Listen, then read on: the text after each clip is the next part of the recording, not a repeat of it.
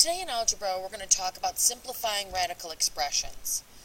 Now, this is going to be a little bit different than what we've done before. We have simplified radicals before. But this is going to ask us to still use the big idea that we can add or subtract or multiply or divide using radicals. And really, we have to be able to do it the same way we would do it if we were doing like terms. We have to be able to put things together that kind of match the same variable. In this case, the same radical. But first things first. We have to make sure the radicals are completely simplified prior to doing any operation. So let's take a look at some examples. In this one, you can see that they both have a square root of 5. So if I were to pretend that that was just a big x, 3x plus 7x would give me 10x. In this case, it's the same thing, except that this 3 and 7 together are going to give us 10 square root of 5. So really, if these two match, it's going to go into the solution. Square root of 5, I didn't try to mess with it all because I knew that was already prime.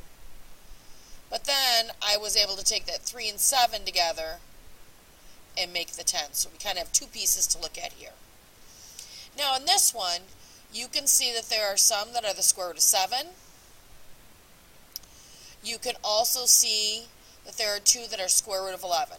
Now 7 and 11 are prime, so there's no way I can go through and simplify those anymore. But if I put these together, this is basically 15 minus 10, which would be 5. So 5 square root of 7.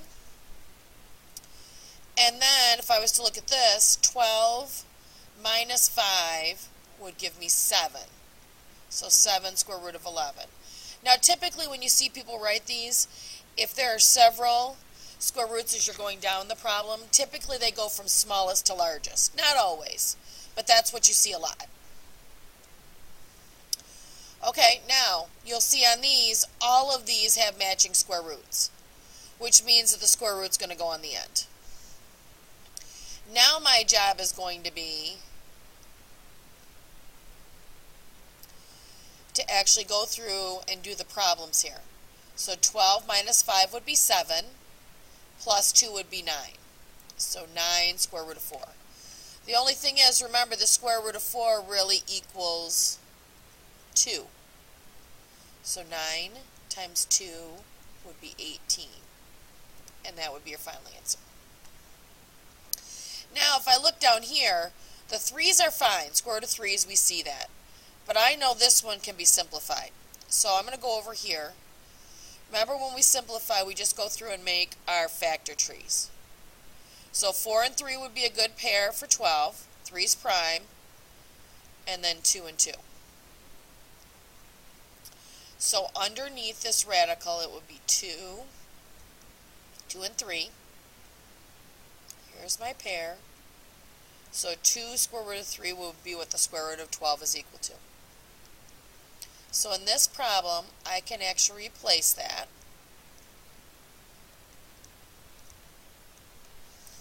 So I took this 2 square root of 3 and put it in here because we knew that that could simplify. Now they all have a square root of 3 on them, so that's going to go in the answer. And then it's just going to be putting those together. So 8 minus 2 is 6. Plus 3 would be 9. So 9 square root of 3. Let's take a look at another one. Now we need to consider what happens when we multiply. So when we multiply, kind of the numbers in front go together and the square roots go together. So in this case, 2 is the only thing out in front. But I also know this 4 and 9 I could put together. Now, some of you may notice that that is actually 36. Because 4 times 9 is 36. 36 happens to be one of those perfect squares. So it's 6. So 2 times 6 would be 12.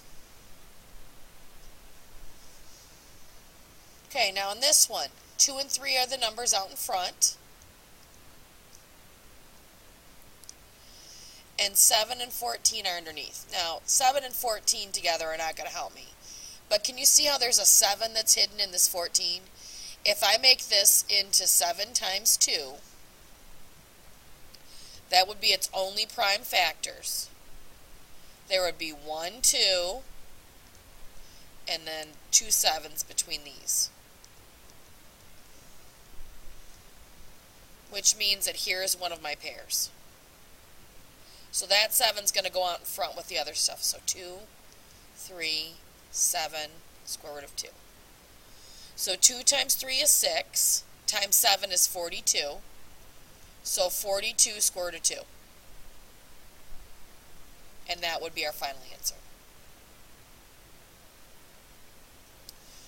Okay, let's do it so they both have numbers that are maybe not so easy. So 3 and 4 would be our numbers in front.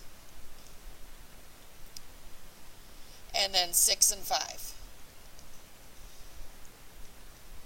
There's no way to factor this to do anything, so that's just going to end up being the square root of 30. This is just going to end up being 12. So being able to sort them really helped us in this case. Okay, last situation we need to look at in this section. It's called rationalizing. Rationalizing is when you get rid of the square root in the bottom of the problem. In math, there are some rules you have to follow. You know, you can't divide by 0, you know, those kind of rules. This fits in there. So I have a square root of 3 here, and I don't want it to be there.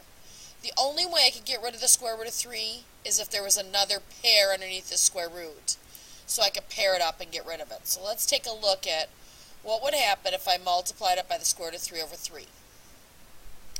Now, first of all, I have to multiply this by the same thing over itself because it has to equal 1. Only way to keep my stuff equal. But now look what happens. On the top, I have a 5 and a 3. On the bottom, I have 2 3s. So now what I have is I now have a pair down here. So you're just going to be left with 3 in the bottom. And 5 and 3 I can't factor anymore. That's just going to end up being 15. I can't simplify it. But now if I look at my problem, I no longer have a square root in the bottom. Okay, let's try this one. This one, there's a 6 down here. Now, if I were to factor this, that would be 2 and 3. Not anything that's really going to help me. So let's just leave it as the 6. So we're going to multiply the top and the bottom by the square root of 6. So on the bottom, there'll be 2 6s. On the top, there'll be an 11 and a 6. Neither of which can be able to simplify anymore. So this is just going to be 66. Because there's a pair here, there'll be a 6 in the bottom. Now, normally when you have fractions, you want to reduce. If this is not underneath the square root, and this is, you can't reduce that. This is going to be your final answer.